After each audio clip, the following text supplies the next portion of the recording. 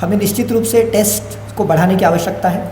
मोर सो जब कई राज्यों से अभी माइग्रेंट हमारे राज्य में वापस आ रहे हैं तो राज्य की स्वास्थ्य व्यवस्था पर निश्चित रूप से उसका एक अतिरिक्त दबाव पड़ने वाला है, क्योंकि इसमें से कई लोग जो है वो जो रेड जोन्स है वहाँ से आ रहे हैं, और हम लोग अभी प्रयासरत हैं कि इनको अधिक से अधिक संख्या में ये जो माइग्रेंट्स आए हैं उनका हम लोग सैम्पलिंग कर सकें, ताकि अगर उसमें कोई पॉजिटिव है तो हम लोग तुरंत उसे आइसोलेट कर सकें।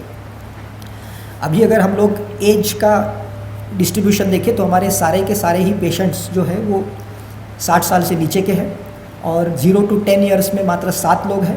अधिकतर लोग 20 से 29 के एज ग्रुप में 35 लोग हैं, और 30 to 39 के एज ब्रैकेट में 31 लोग हैं। हमारे सारे के सारे पेशेंट्स असिम्प्टोमेटिक है आज की तारीख में। आज भी 2 पेशेंट्स रिलीज़ हुए हैं। अभी तक टोटल रिकवर्ड का आंकड़ा 33 है। आज का मैं इसमें जोड़ा नहीं हूँ क्योंकि वो बुलेटिन जारी होगा तो उसमें बताएगा। इस प्रकार से मेरे पास कुल एक्टिव केसेस अगर आप कहते हैं 89 है।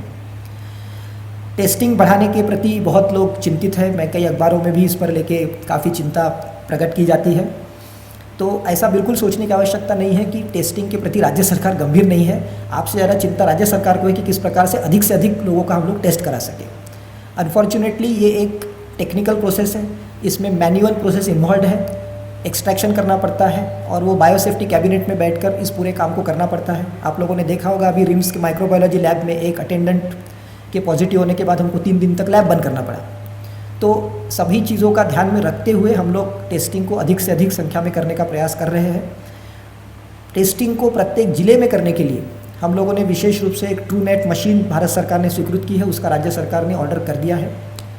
ये मशीन में मात्र एक समय 4 ही सैंपल का टेस्ट हो सकता है, लेकिन फिर भी जिला अस्पताल में अगर लगा कम से कम कोई इमरजेंसी में डिलीवरी का केस आता है या कोई इमरजेंसी ऑपरेशन का केस आता है तो उनके लिए ये मशीन हम लोग डिप्लॉय करके रखेंगे, ताकि इसका रिजल्ट 1-2 घंटा में मिल जाएगा और वहीं के वहीं उसका ट्रीटमेंट प्रारंभ हो सकेगा। इस लॉजिक से हम लोग इस कार्यक्रम को देख रहे हैं।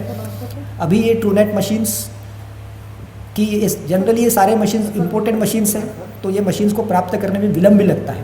तो हम लोग आशान्वित है कि हमको अगले 1 हफ्ता में कम से कम 7 या 8 मशीन कम से कम मिल जाते हैं अगर, तो हम लोग इमरजेंसी सेवाओं के लिए इसको तत्काल डिप्लॉय कर देंगे। जहाँ तक सबसे इम्पॉर्टेंट बात है कि कंटेनमेंट जोन्स, जहाँ भी पॉजिटिव केस आता है उस इलाके को, उस पर्टिकुलर क्षेत्र को कंटेनमेंट जोन के रूप में घोषित किया जाता है, उसकी चौहद्दी घोषित की जाती है। अभी तक राज्य में टोटल 46 कंटेनमेंट जोन्स फंक्शनल है। अभी 2-3 जोन्स में से केसेस सब डिस्चार्ज हो चुके हैं तो कम भी होते जाएंगे। इन कंटेनमेंट जोन्स में 71,868 मतलब लगभग 72,000 घर हैं। अभी तक इन कंटेनमेंट जोन से हम लोगों ने 8,071 सैंपल्स कलेक्ट किए हैं। ज़्यादातर ऑब्वियसली रांची और हिंदपीढ़ी के इलाके के हैं, और उसमें से 89 हम लोगों को पॉजिटिव भी मिले हैं। कॉन्टैक्ट ट्रेसिंग इस पूरे प्रक्रिया का सबसे अहम अंग है।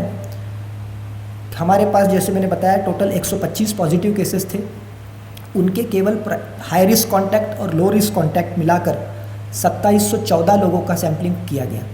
मतलब हम ये देख सकते हैं कि 125 व्यक्तियों के पीछे 2714 कॉन्टैक्ट्स थे। मतलब आप खुद कैलकुलेट कर लीजिए कि एक आदमी के पीछे लगभग 20-22 लोग कॉन्टैक्ट में आ रहे हैं। इन कॉन्टैक्ट ट्रेसिंग के माध्यम से हम लोगों को 50 नए पॉजिटिव केस मिले। ये भी ज़्यादातर हिंदपीढ़ी और इस क्षेत्र के ही है, और इस प्रकार से ये कार्यक्रम चल रहा है। इसके अतिरिक्त आप लोगों ने देखा होगा हम लोगों ने रांची में विशेषकर सर्वेक्षण का आदेश दिया था, पर्टिकुलरली कंटेनमेंट जोन और उसके आसपास के क्षेत्रों में। तो पीपी कंपाउंड, कड्रू, अपर बाजार, कोनका बस्ती और कई क्षेत्रों में सर्वेक्षण का कार्य लगभग पूरा हो चुका है। आज उसके अंतिम आंकड़े आएंगे।